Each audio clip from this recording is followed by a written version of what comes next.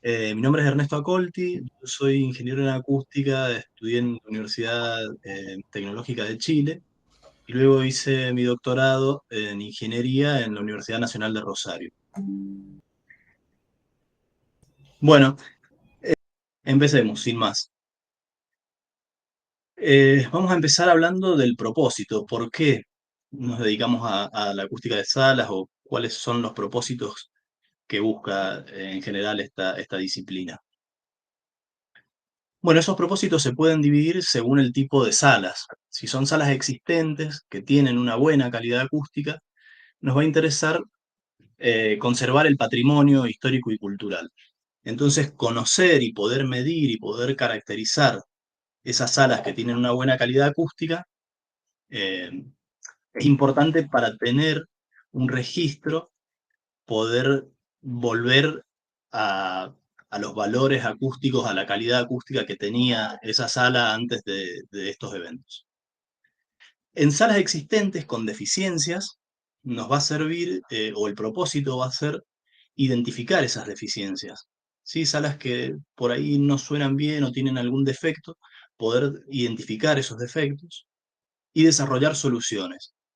Cuando desarrollamos soluciones, estamos hablando del diseño de esas salas y para saber si ese diseño va a ser acorde o no, necesitamos realizar un pronóstico, es decir, hacer un cálculo o una predicción de cómo va a sonar esa sala si realizamos las modificaciones pertinentes para corregir esos defectos. Y por último, salas que se proyectan a futuro, salas que no existen actualmente, pero que estamos diseñando. En esos casos, digamos, el propósito es proyectar salas que tengan una acústica de muy buena calidad. Entonces, bueno, la audición es la primera herramienta con la cual contamos para, sobre todo en las salas existentes. En las salas existentes a priori no las podríamos oír, pero en realidad si hacemos un modelo digital, como los modelos digitales que ustedes conocen ampliamente en 3D, también se pueden realizar modelos aurales, también trabajando a partir de información tridimensional y métodos de acústica de salas o de auralización o simulación acústica. En salas existentes también podemos medir, podemos respaldarlo con mediciones objetivas, porque nuestro oído tiene esa condición de que tiene una parte subjetiva, quizás una persona oye una cosa que otra persona no, pero con un micrófono eso es algo reproducible, repetible, tiene varias condiciones que nos ayudan a simplificar estos procedimientos. Y la parte que tiene que ver con el pronóstico, que acá lo he simplificado con una calculadora, pero hoy por hoy se hace todo eso en computadora, eh, es la parte que nos ayuda a predecir cómo van a ser las modificaciones o cómo van a ser las salas que proyectamos a futuro desde el punto de vista acústico. Otras aplicaciones que tiene la acústica de salas, podemos dividirlas de distintas maneras. Una de ellas es la que les presento acá, aplicaciones en electroacústica. En mediciones acústicas, por supuesto, está la posibilidad de medir las condiciones acústicas de la sala, en las cuales hay que tener en cuenta el efecto que la sala causa. Por ejemplo, cuando se miden dispositivos electroacústicos que luego van a ser instalados en algún ambiente, como pueden ser alarmas, sirenas, instalaciones de audio, tanto en la medición como al momento de instalar estos equipos, se debe tener en cuenta las condiciones de acústica, las condiciones acústicas de las salas. Vamos ahora sí a una breve introducción histórica del tema de acústica de sala. Eh, la acústica moderna comienza como ciencia en el siglo XIX. Estos libros recopilan conocimientos cuyas bases datan en realidad del siglo XVII, como son conocimientos de la física, ley de Hooke, Newton, Fourier, Euler. Eh, y lo que pasaba en el siglo XIX es que las fuentes sonoras no eran muy controlables. Entonces, las fuentes que se usaban, en vez de tener parlantes, se trabajaba directamente con la voz humana, por ejemplo, o con instrumentos musicales, los tubos de los órganos de tubos. Esas fueron las fuentes sonoras que permitieron realizar las primeras o obtener los primeros conocimientos sobre acústica de salas. Bueno, esta fórmula supongo que la vieron. Se considera que el nacimiento, de lo que vimos hasta ahora era cómo nace la acústica como una rama de la física, pero ahora vemos cómo nace la acústica de salas como una rama de la acústica. Y la rama de acústica de salas nace de la mano de Wallace Sabine. Trabajó con salas de la Universidad de Harvard de distinto volumen y invitó a sus alumnos a ayudarlo con estas mediciones, con estos experimentos, y entraban con mayor o menor absorción. Y para jugar con esa absorción entraban, por ejemplo, con un almohadón o con un colchón, con algo que fuera muy, muy absorbente. Y Sabine de alguna manera iba acumulando todos esos datos para después, mediante análisis estadístico, un análisis matemático, tratar de encontrar empíricamente una fórmula. Recién en 1898, cuando logra obtener la ecuación del tiempo de reverberación, digamos, correlacionando todos estos datos que había obtenido mediante sus investigaciones para controlar el problema del Faubourg Museum, del auditorio del Faubourg Museum. Y ahí es donde descubre esta fórmula que ustedes seguramente conocen, que dice que el tiempo de reverberación de una sala es proporcional al volumen, es decir, que salas de mayor volumen tienen tiempos de reverberación más largos, y es inversamente proporcional a la absorción total.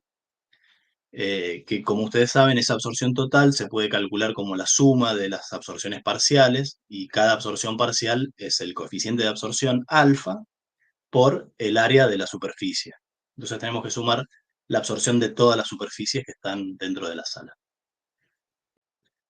Vamos a irnos introduciendo en el problema de acústica de salas desde una forma bien general hasta cuestiones ya más particulares.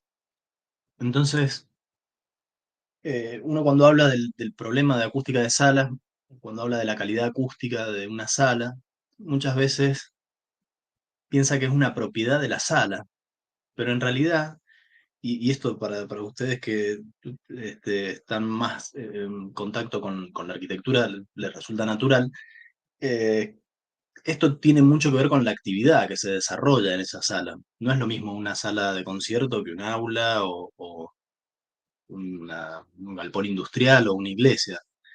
Y la diferencia tiene que ver con las personas que van a habitar esas salas y con las actividades que allí se van a desarrollar.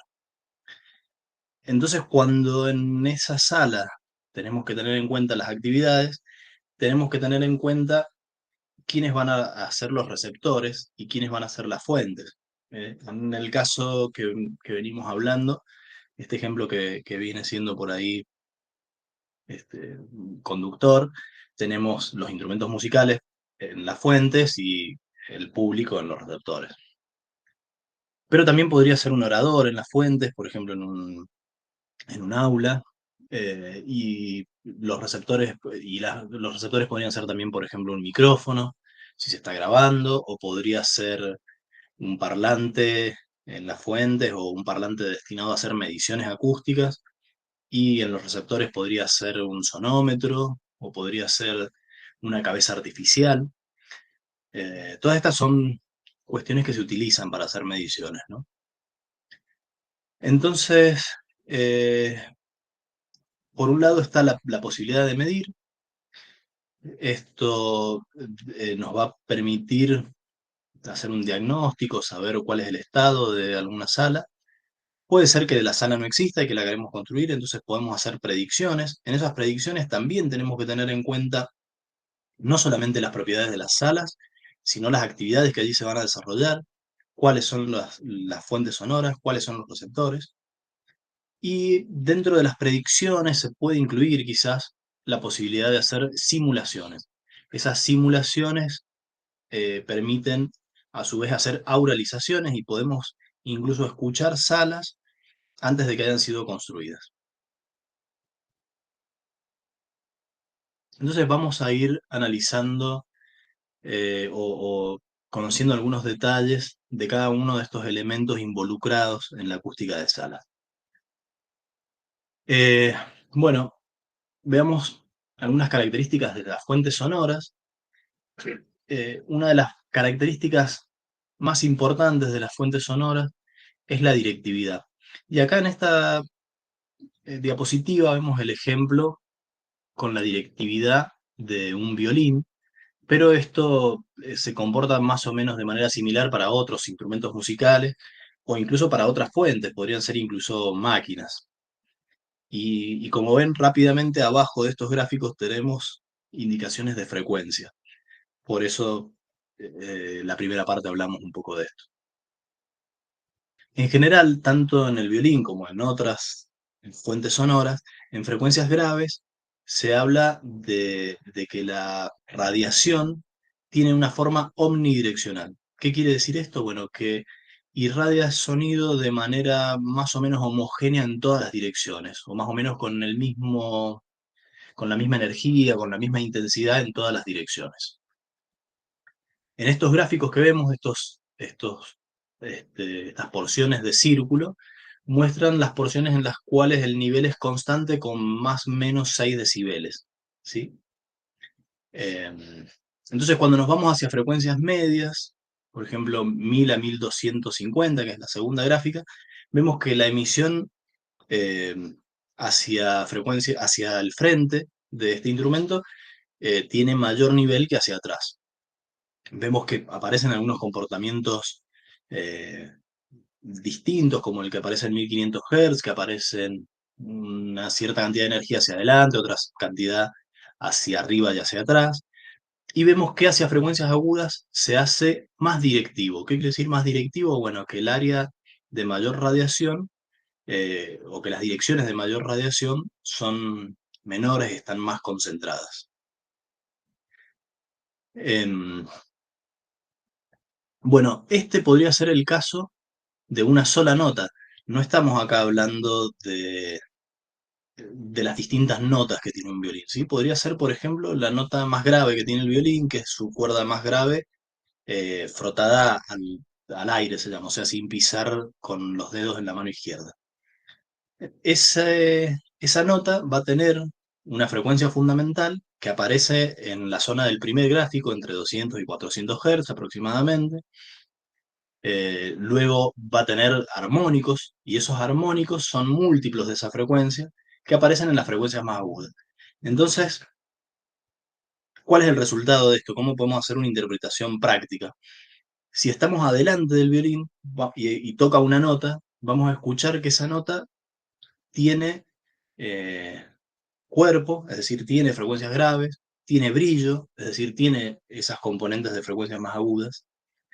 Y si comparamos eso con escuchar el violín desde una posición que estaríamos detrás del músico, vamos a darnos cuenta que detrás del músico también tiene cuerpo, pero el brillo disminuye un poco, ¿sí? Porque las frecuencias agudas no se propagan con la misma energía hacia atrás que hacia adelante.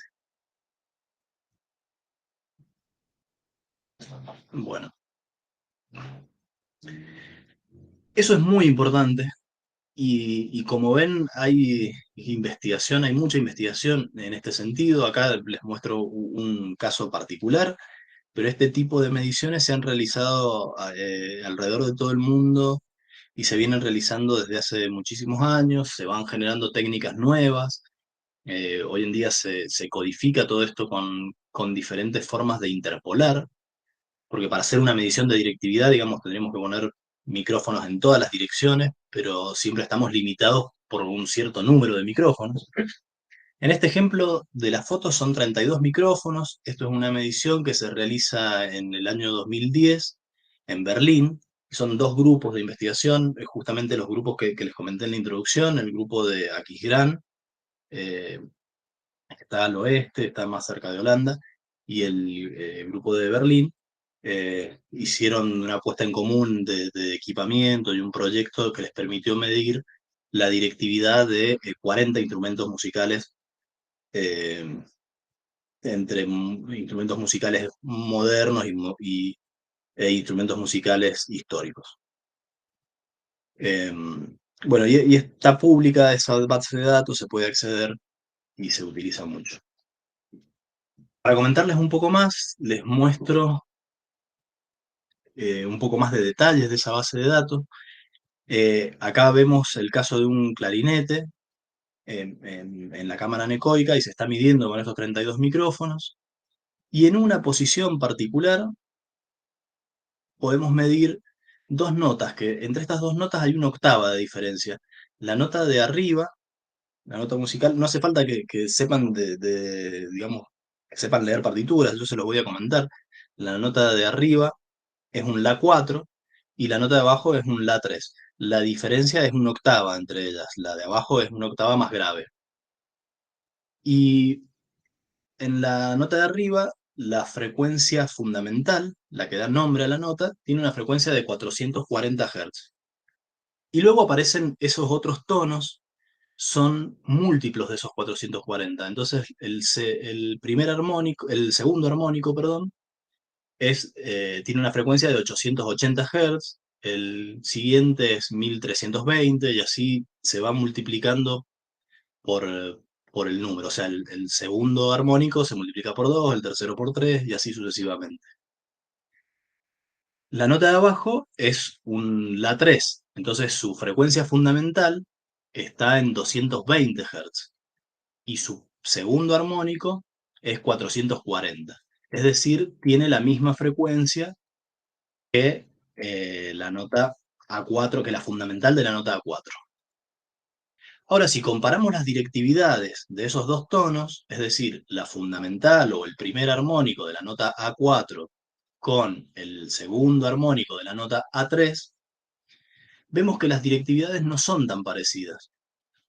Y bueno, esto tiene que ver con que se busca en las posibilidades, en los software de simulación, en los software de predicción, se intenta que la directividad se puede especificar por bandas de frecuencia, por bandas de tercio o por bandas de octava.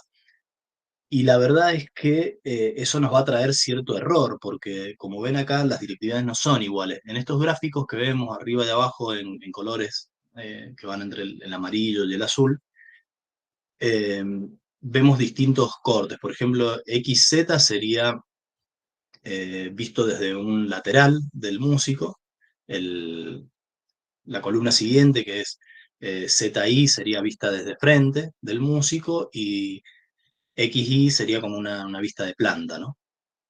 En algunas direcciones se pueden parecer estos patrones de radiación y en otras direcciones no se parecen en lo más mínimo. Entonces, bueno, esto es un poco el análisis de esa base de datos.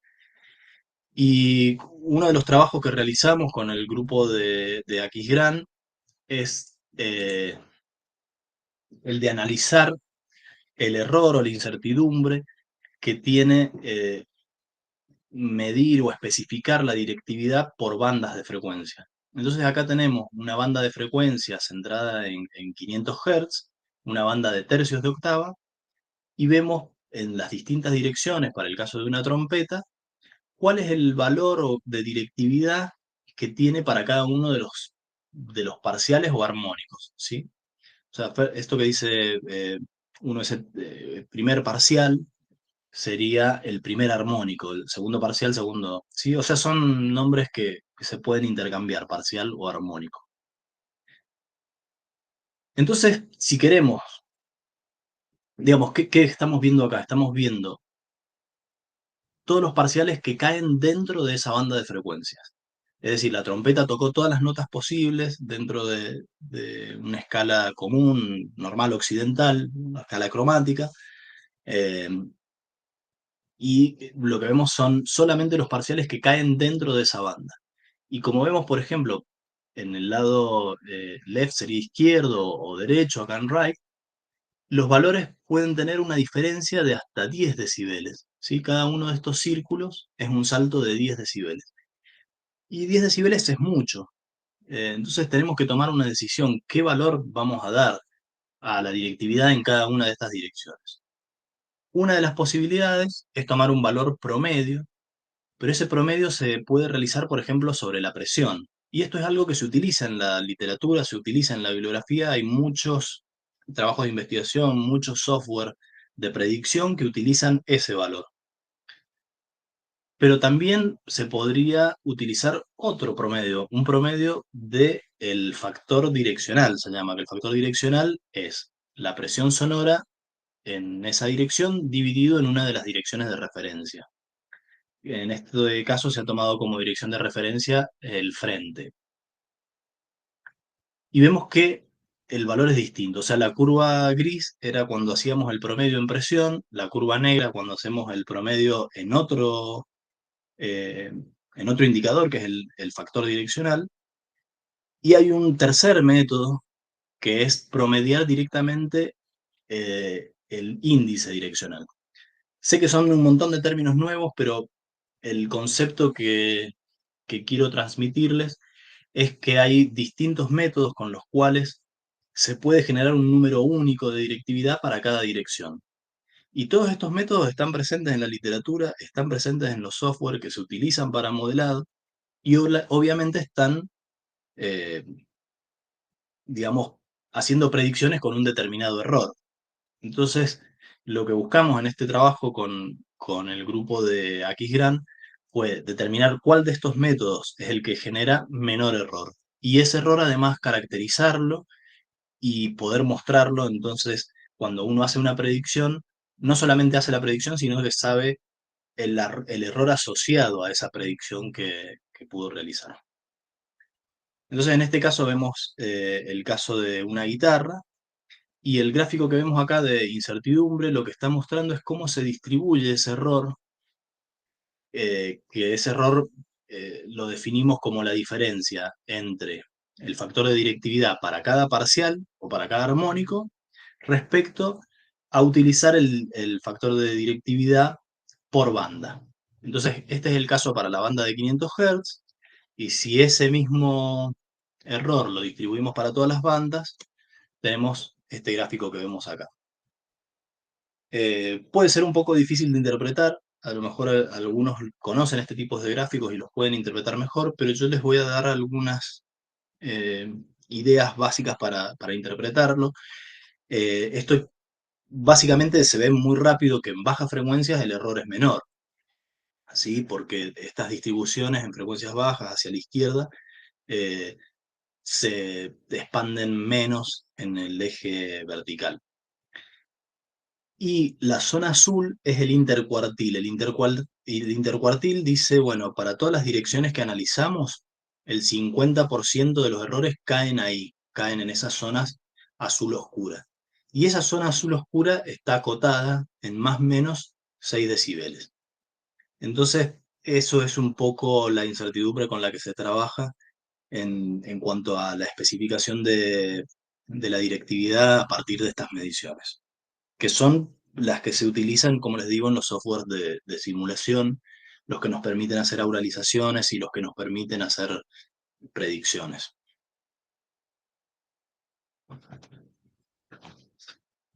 Bien, siguiendo con el tema directividad de las fuentes, yo sé que he metido un montón de conceptos diversos ahí, no sé si hay algunas dudas antes de que pase a este otro tema, si quieren hacer alguna consulta o sigo nomás.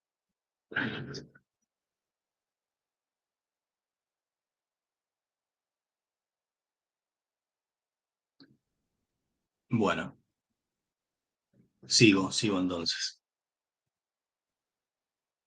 Eh, la normativa de acústica de salas, por ejemplo, las normas para medir parámetros de acústica de sala, utilizan este tipo de fuentes que son parlantes omnidireccionales o dodecaedros. Eh, en realidad lo que pide la norma es un parlante omnidireccional y en la práctica lo que hacen los, este, los que proveen digamos, lo que se consigue en plaza son dodecaedros. Hay algunas otras fuentes distintas, pero lo más común es trabajar con este tipo de fuentes, son 12 parlantes, pero eh, eso sería que emiten, digamos, que sean omnidireccionales, quiere decir que emiten con la misma presión en todas las direcciones. Esto es un concepto teórico, en la práctica hay algunas diferencias, y esto, como vemos, está muy lejos de la directividad de los instrumentos o de las fuentes que en la realidad vamos a utilizar. Entonces, desde hace algunos años a esta parte, quizás unos 10, 15 años, se ha empezado a criticar y a buscar otras alternativas a la fuente omnidireccional. Entonces, está el estándar, por un lado, que en Argentina es la IRAM 4109, en normas ISO o internacionalmente es la norma ISO 3382, que trabaja con este tipo de fuentes. Pero a la vez hay muchos investigadores alrededor de todo el mundo trabajando en mediciones que se pueden hacer con fuentes direccionales o variando la directividad de la fuente que se utiliza para medir. Y bueno, esta fuente que ven acá es un desarrollo que estamos haciendo en el INAU, o sea que nos sumamos a esos grupos de investigación que buscan esto de trabajar con directividades distintas en las mediciones. Eh, Algo que se está utilizando en todos estos grupos es codificar o lograr esas directividades mediante la codificación y decodificación en ambisonic. Se codifica la directividad, por ejemplo, de un instrumento musical en una forma de procesamiento de señales que tiene un background matemático que se llama ambisonics. Si vamos a un ambisonics de primer orden, que es lo más común o lo más simple, podemos llegar a directividades que no sean más detalladas que la directividad que vemos en esta curva en azul. Es decir, no podemos lograr un lóbulo que sea menos ancho o más angosto que el que vemos hacia la derecha. Ir a un orden 1 significa utilizar por lo menos 4 parlantes. Si podemos utilizar por lo menos, por lo menos 9 parlantes, podemos ir a un orden 2 y podemos ir a una directividad o a un lóbulo que tiene un poco de mayor detalle. Y obviamente se pueden girar estas gráficas, ¿no? No es que quedan como se ven en el dibujo, sino que se puede acomodar para representar alguna directividad, por ejemplo, la del violín entre 2500 y 5000 Hz que vemos arriba. Y como vemos, bueno, es un poco más ancha, entonces, si bien mejora un poco la condición respecto a una fuente direccional, sería deseable pasar a un orden mayor. Pero bueno, con 12 parlantes se puede llegar hasta un orden 2. Bueno, nos metemos ahora sí en el medio. Eh, Hay distintos métodos para tratar la acústica de salas y estos métodos que tienen que ver con la parte matemática, teórica, eh, s- después tienen sus aplicaciones en software o tienen aplicaciones que ustedes han conocido en estos días en las herramientas que han ido adquiriendo con Juan. Por ejemplo, el tiempo de reverberación, que fue esa fórmula que mostramos al principio, que entiendo que han trabajado con Juan, pertenece al mundo o a la teoría de la acústica estadística, que es la que está representada abajo. Si han trabajado con modos normales o con frecuencias de resonancias de las salas, que tienen que ver con las dimensiones de la sala, eso pertenece al grupo de la acústica ondulatoria o a la teoría de acústica ondulatoria, que es la del número 1. Y se han trabajado, por ejemplo, en encontrar el tiempo de separación entre la llegada de un sonido directo y una reflexión en una pared o una reflexión en el cielo raso o en el piso. Eso pertenece al mundo de la acústica de rayos. Entonces, eh, un poco para llevar esto a cuestiones concretas. La acústica ondulatoria lo que hace es formular físicamente el problema, se formulan ecuaciones diferenciales, son ecuaciones bastante complejas que se pueden solucionar de forma analítica para geometrías muy simples, para una sala que sea una caja de zapatos. Apenas ponemos una columna, apenas ponemos algo que aparece en la realidad, porque ninguna sala es exactamente una caja de zapatos, eh, el análisis se complica mucho más para hacerlo de manera analítica y hay que trabajar con otros métodos que, bueno, en ingeniería se conocen como métodos numéricos y funcionan bien en baja frecuencia y en alta frecuencia se complican un poco más. Por otro lado, hay una teoría equivalente, que es la de acústica de rayos. La de acústica de rayos es un poco heredada de eh, digamos, de las leyes ópticas, de los rayos ópticos, y se basan, vamos a ver un poco en detalle, se basan en discretizar o en repartir este fenómeno ondulatorio en paquetes de rayos, ¿sí? Y esos rayos ver cómo se van reflejando en cada una de las superficies o cómo se van propagando hasta llegar al receptor. Esa formulación, o sea, esto se puede describir formalmente. De esa descripción formal, si uno realiza ciertas simplificaciones, puede llegar a demostrar las fórmulas de acústica estadística.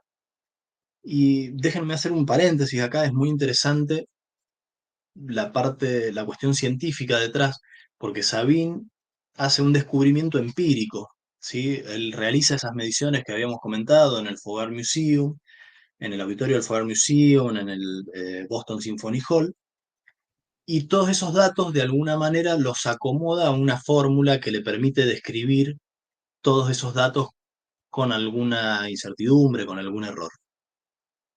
Después, algunos años después, ya en el siglo XX, viene, por ejemplo, un investigador de apellido Eyring, que demuestra, a partir de la acústica ondulatoria, a partir de la acústica de rayos, es decir, a partir de una formulación teórica, que si realizamos ciertas simplificaciones, se puede llegar a una fórmula similar a la que llegó Sabine de forma empírica.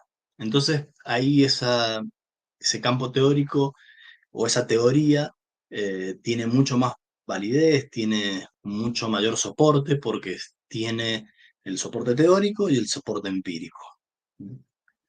Bueno, ¿para qué nos sirven estas teorías o en qué caso aplicamos cada una de estas teorías?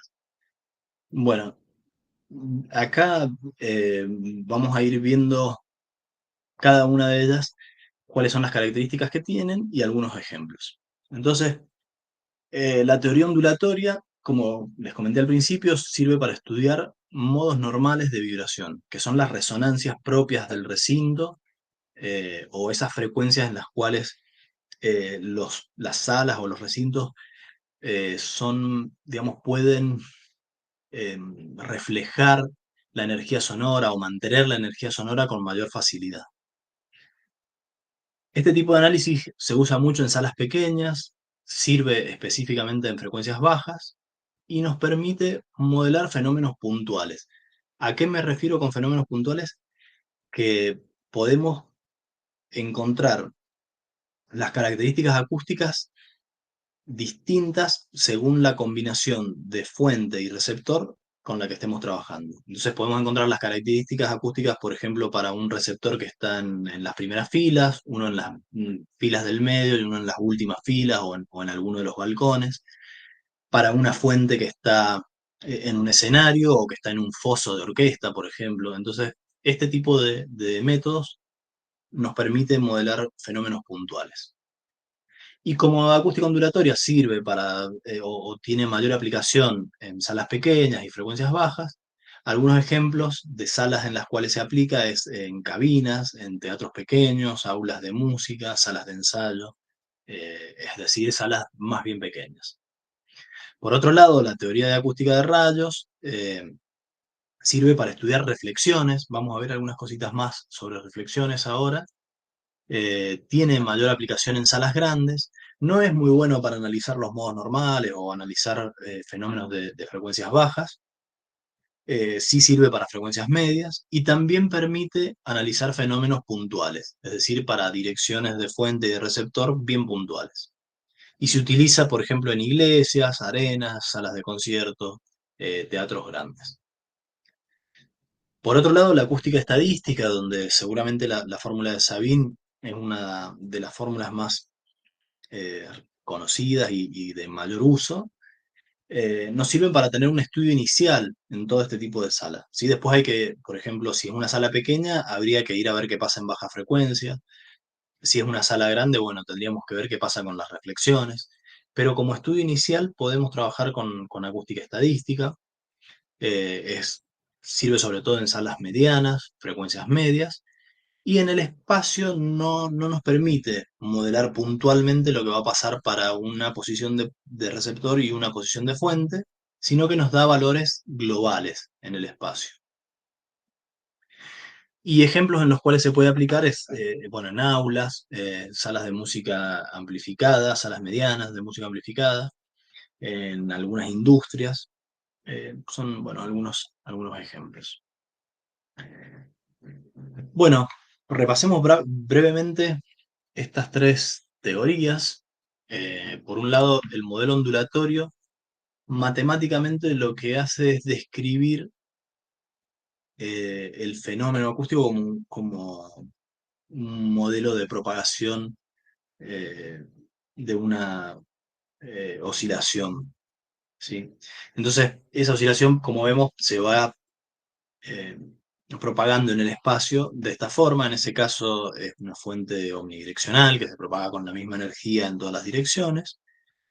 Y de alguna manera toda la teoría o toda la matemática que se desarrolla a partir de esto parte de esa idea, parte de ese concepto. Digamos, las soluciones que se encuentran para este tipo de salas están muy relacionadas con los modos normales. Los modos normales, como les comentaba, son los modos en los que una sala eh, tiene mayor predisposición, si así se quiere, digamos, o con mayor facilidad va a para permanecer resonando la energía sonora. Y esos modos normales se dan para unas frecuencias muy particulares. Fíjense, en estos gráficos vemos la forma en la cual se distribuye la energía sonora para las distintas frecuencias de esos modos normales. Esa forma, si los colores rojos son de mayor energía sonora, el color azul o las líneas de color o las líneas de segmentos son los que se conocen como nodos, son zonas donde hay eh, mínimos de presión sonora, y cada una de estas formas se da para una frecuencia en particular. Entonces, la primera se conoce como un modo, o sea, primera fila, primera columna, eso se conoce como modo axial. Es una onda sonora que se propaga en una dirección, en la dirección X. El de la segunda columna de esa primera fila también es un modo axial, se propaga en una dirección Y. Y ya la tercera columna se conoce como modo tangencial y se propaga paralelo a un par de superficies. Perdón, a dos pares de superficies, los pares en la dirección X y los pares en la dirección Y. Y el otro tipo de modo que existe se conoce como modo oblicuo y lo vemos en la última fila, la columna 2, ¿sí? Y como ven, cada uno de ellos es para una frecuencia distinta. El primero es para una frecuencia de 25 Hz, 34, etcétera, digamos, van apareciendo a frecuencias distintas. Vamos a verlo un poco más claro en este ejemplo, que nos da el nivel de presión sonora en función de la frecuencia. Entonces, esta es la forma o la función, la respuesta en frecuencia de uno de esos modos. Este podría ser, por ejemplo, un modo axial, que se propaga entre dos superficies paralelas entre sí, como es el de la gráfica de arriba a la derecha. Y si vamos dibujando todos los modos, bueno, vemos que hacia frecuencias más graves, en general, se empiezan a encontrar más modos en un ancho similar, de un ancho de frecuencia similar, empiezan a aparecer más modos. Y estos modos pueden ser tangenciales, oblicuos, axiales o mezclas de ellos. La función de transferencia para una sala entre un punto de emisión y un punto de recepción es la suma energética de todas estas respuestas en frecuencia. Y esa suma la vemos reflejada acá en esta curva azul. Esa suma, ustedes saben, se hace con lo que se denomina suma energética, es decir, si tengo, por ejemplo, 50 decibeles más 50 decibeles, la suma no es 100, sino que, bueno, es aproximadamente 53, ¿sí? Dependiendo cómo se haga esa suma.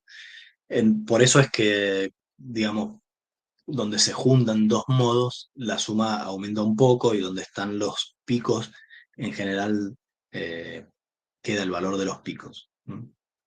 Y fíjense que como los modos están mucho más espaciados hacia frecuencias bajas, son mucho más notorios en frecuencias bajas.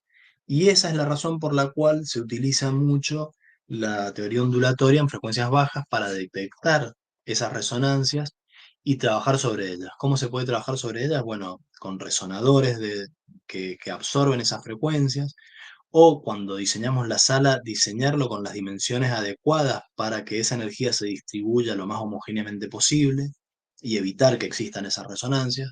Bueno, esas son algunas de las técnicas que se utilizan en el diseño o en el acondicionamiento de salas pequeñas, ¿no?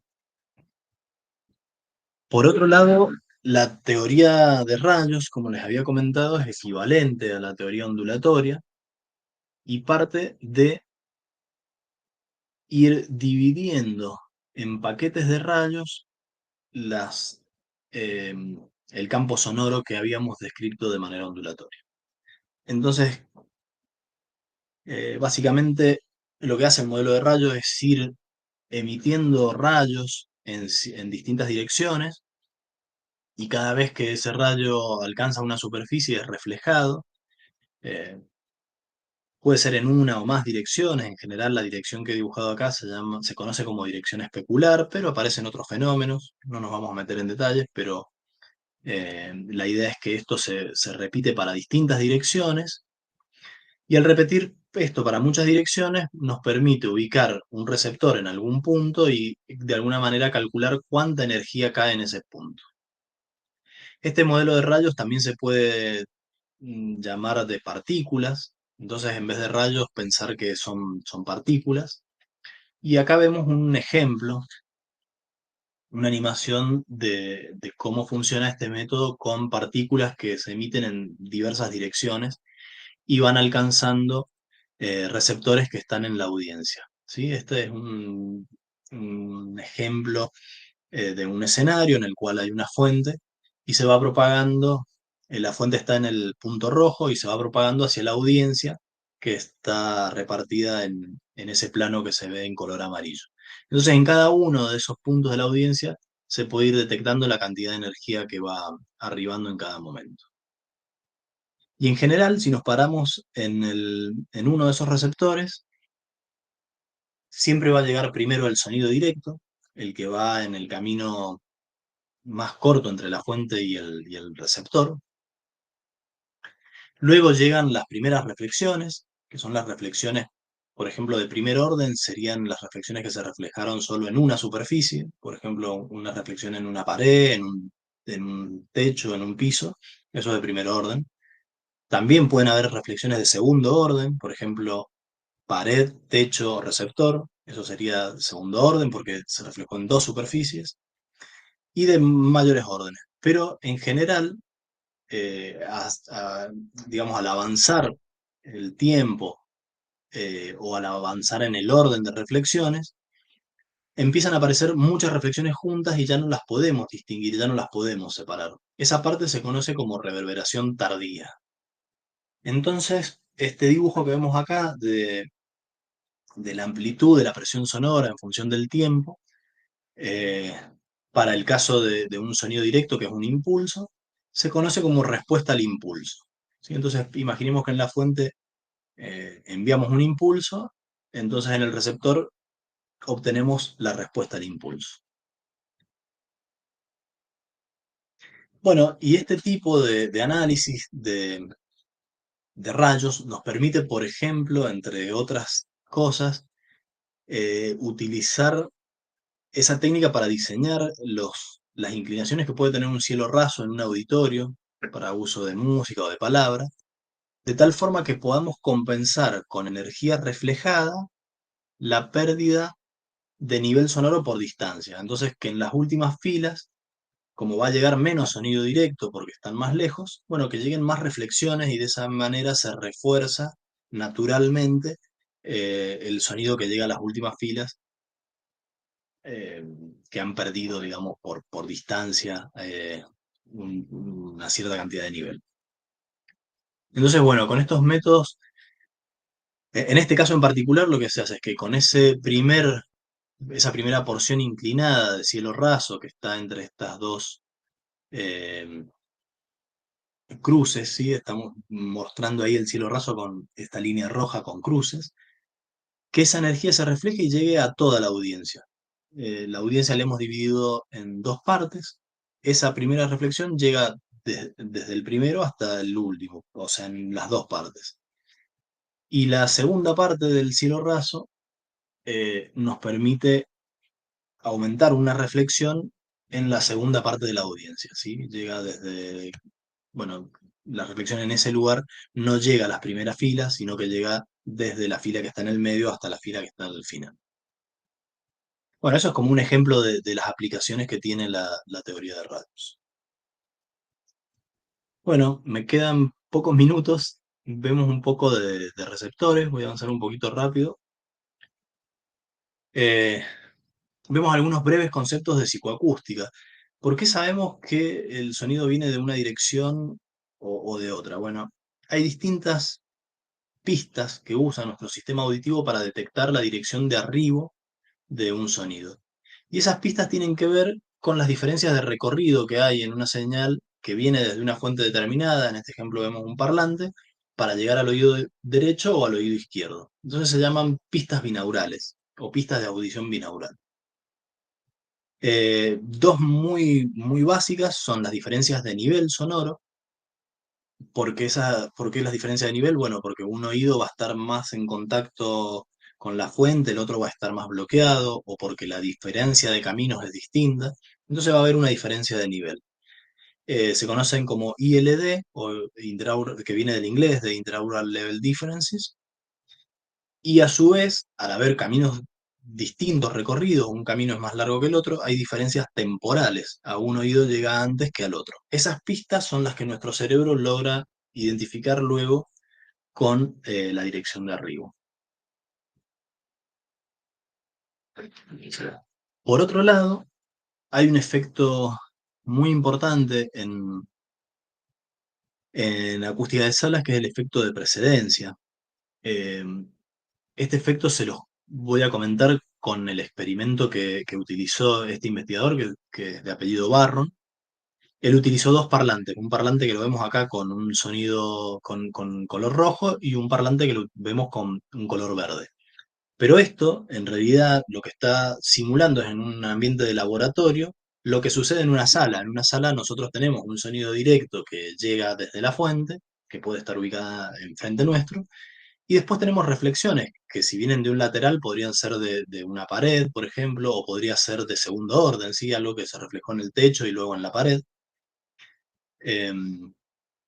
Y él fue experimentando con este sistema para diferencias de tiempo entre el sonido directo o el sonido del parlante rojo y el sonido de la reflexión o el que viene del parlante verde.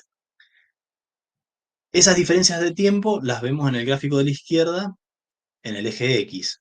Y también fue variando las diferencias de nivel. Esas diferencias de nivel las vemos en el eje Y, en el gráfico de la izquierda.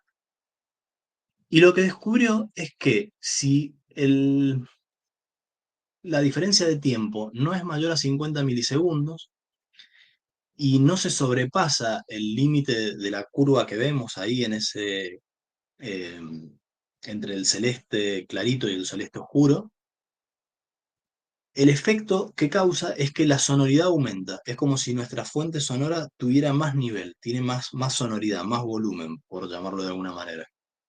Pero si nos pasamos de esa curva, si ponemos mucho más nivel en esa reflexión, lo que va a pasar es que hay un desplazamiento. ¿Qué significa desplazamiento? Bueno, que en vez de percibir que la dirección desde la cual proviene el sonido es la dirección del parlante rojo, se empieza a desplazar la fuente hacia el parlante verde, a un punto que está entre medio entre el rojo y el verde.